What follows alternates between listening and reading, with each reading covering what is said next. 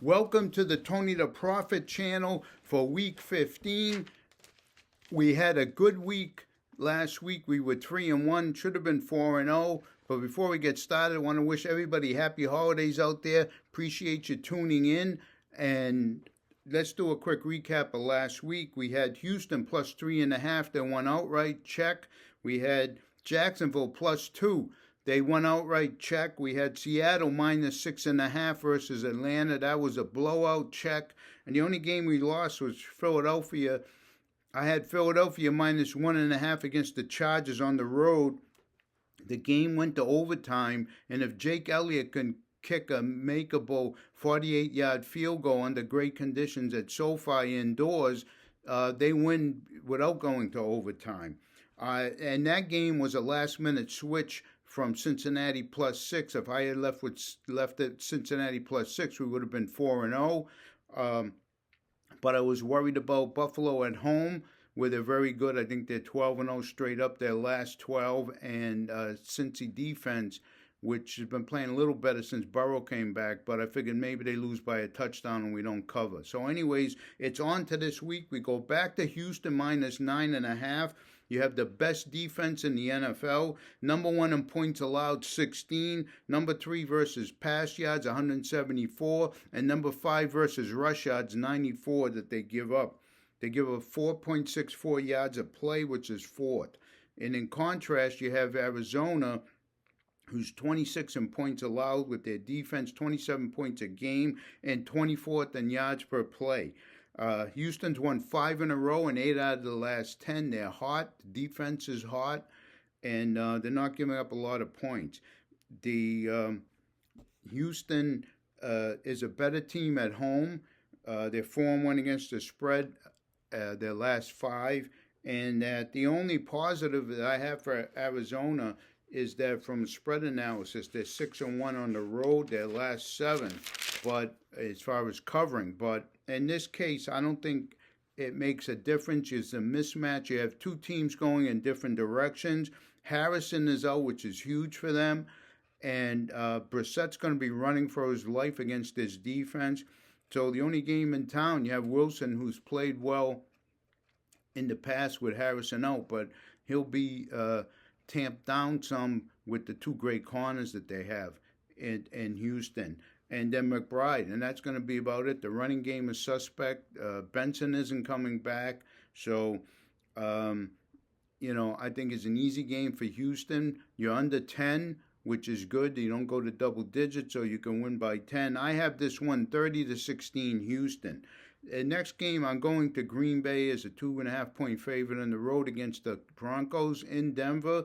My only caveat to this game is that if Jacobs and Wilson are out, it's off the board. I'm not we're taking this one out. I was listening to radio. I apologize that this is late today because I was not home last night, and I just got back half an hour ago or so. And I was listening to the radio, of course, on football, and they mentioned that Wilson may be hurting. So we'll have to watch for that tomorrow. But anyways, Denver's not a team that wins by margin. Green Bay is hot. They won 4 in a row after being up and down a little bit earlier in the season. And, I have Bo Nix on one of my fantasy teams. And, a few weeks he's great, but most of the time he's mediocre to bad. But they're still winning. Sean Payton pulls these games out. If you go back and look at some of these games last week, 8.5-point favorite against the Raiders. Now, they kicked a field goal to cover, which is controversial, but they didn't cover, okay? They played Washington the week before as a 6-point favorite. The game goes to overtime, and if Washington made the 2-point conversion, they lose. They played Las Vegas in week 11. It was 10-7. There was life and death against Las Vegas, which it shouldn't be. They played the Giants as an 8.5-point favorite. And you know what happened. They were down 33-0 in the fourth quarter, and the Giants collapsed like a cheap tent, and they came back and miracle won that game 33-32.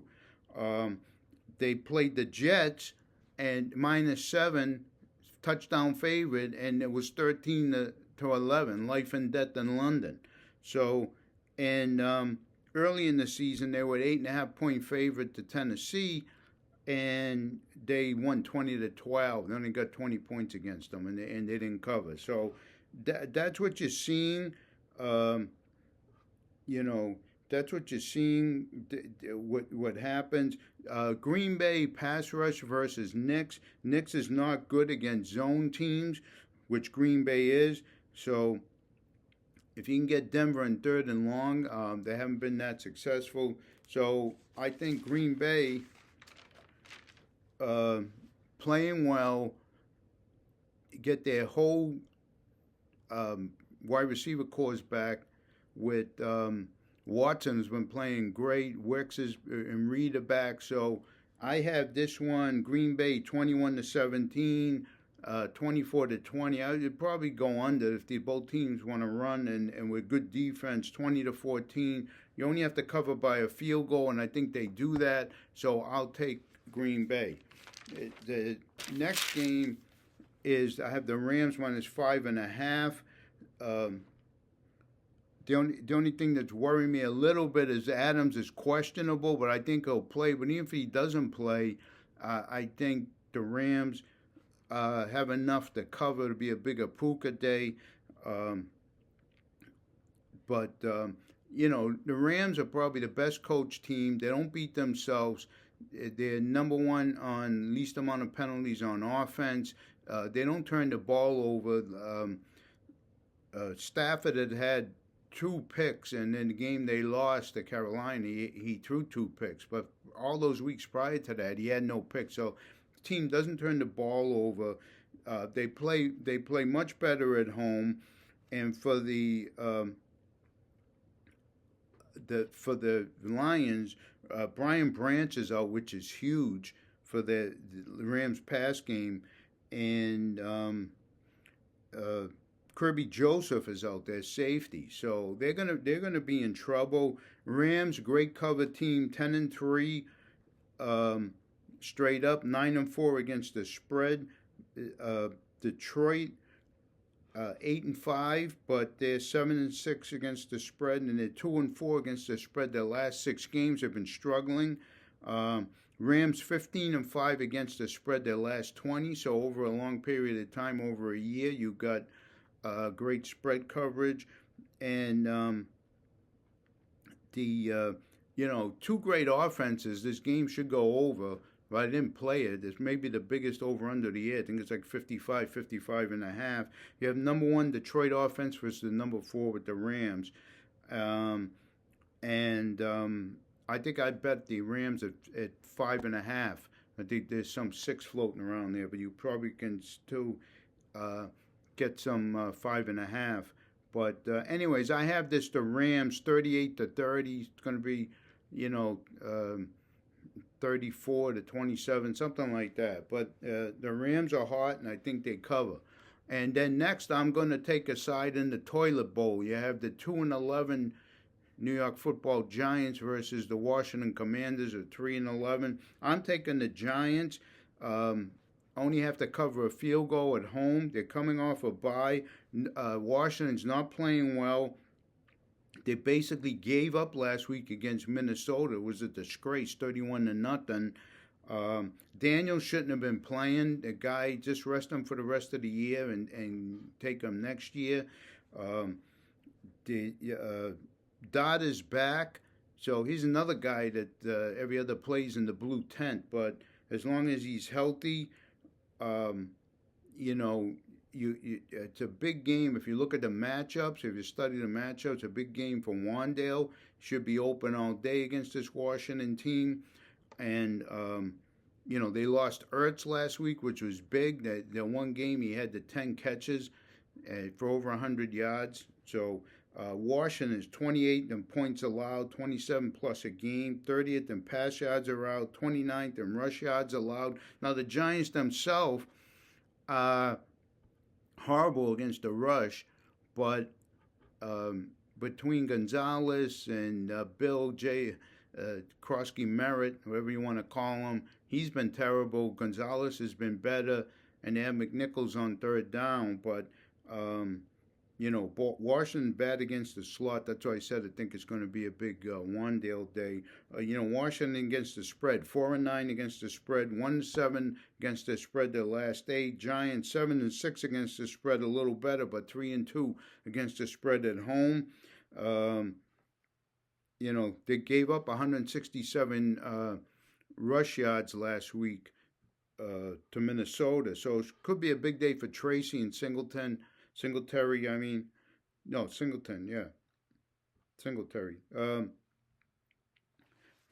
And I have this Giants 27-20, and it's a good teaser week. And if you want to tease the games, you got to remember that you always want to tease through 2 of the key numbers: 3, 6, 7, 10, and 14. But you can go with Chicago -1.5. You can go with KC if you like KC down to plus a half a point. You go New England plus 6, 7.5. You can go Philly down to 6.5. You can take the Rams to a half a point or even, or if you like Detroit, you could take them up to 11.5 or 12, depending what you get. You could take Seattle down to 7.5. If you like Denver, you could take them up to 8.5.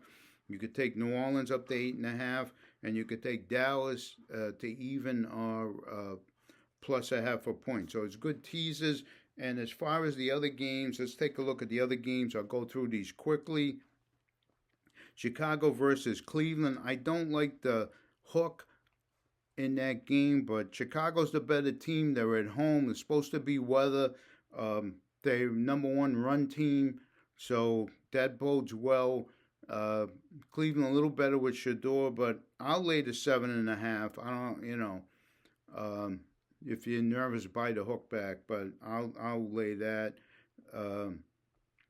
Kansas City versus the Chargers. The Chargers should beat them, but their O-line is a mess. Herbert's been running for his life, so this is a desperation. Circle the wagons. They're 6-7. They need this game. I'll give it to Kansas City, keep being that the Chargers are beat up. Baltimore, Cincinnati. Lamar's hurt. He hasn't been playing well since he beat him the last time. No reason they can't beat him again.